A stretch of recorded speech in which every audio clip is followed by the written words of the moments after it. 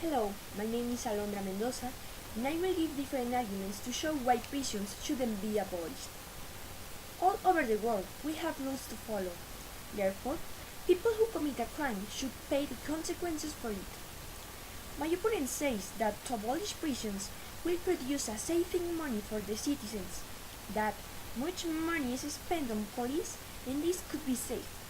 But that is not true, and I will refute it with my economic argument. The unemployment rate is very high at present. In the United States, it's 5.5%.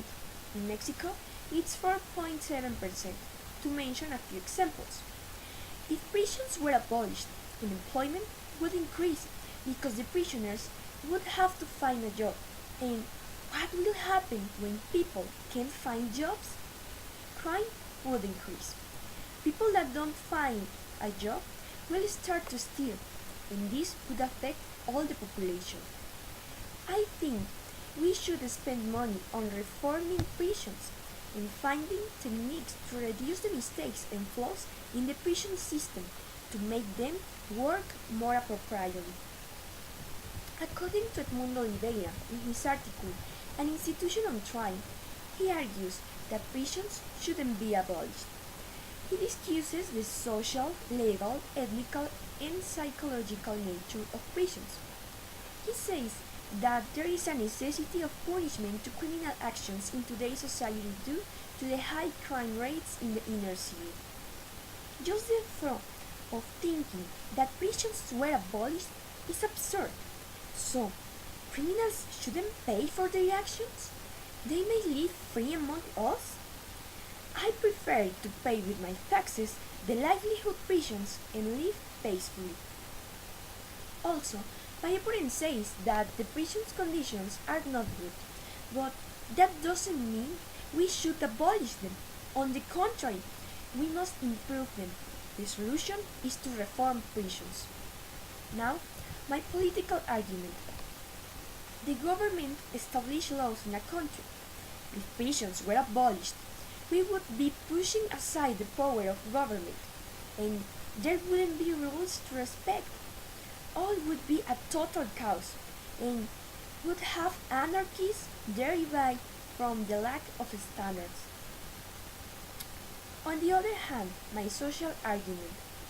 If criminals live in freedom, it will be affect throughout society.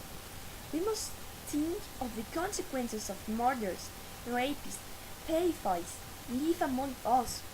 They will have easy access to us, to our family. Prisons fulfills its purpose, and the proof is in the Bureau of Justice statistics of the United States, showing that the prison population declined for the third consecutive year.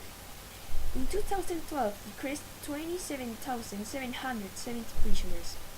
This shows that there is increasingly less criminals and ex-convicts are rehabilitated. In general, society would suffer in many ways if prisons were abolished. We must think of all the consequences of this. I hold my argument about reform prisons and not abolish them. What we need is a change in the system. Prisoners are in prison for a reason, because they did something wrong, and now they have to pay. All evil acts should be punished. Maybe we should build more prisons to prevent overpopulation in them, separate into different prisons major and minor criminals, and improve the conditions in which prisoners live. For a society can survive, we have to have rules. We must have discipline. The thought of thinking that there would not be prisons to go if a person commits a crime is incredible. For me, that could be the end of the world as we know it. For that reason, prisons should be reformed and not abolished.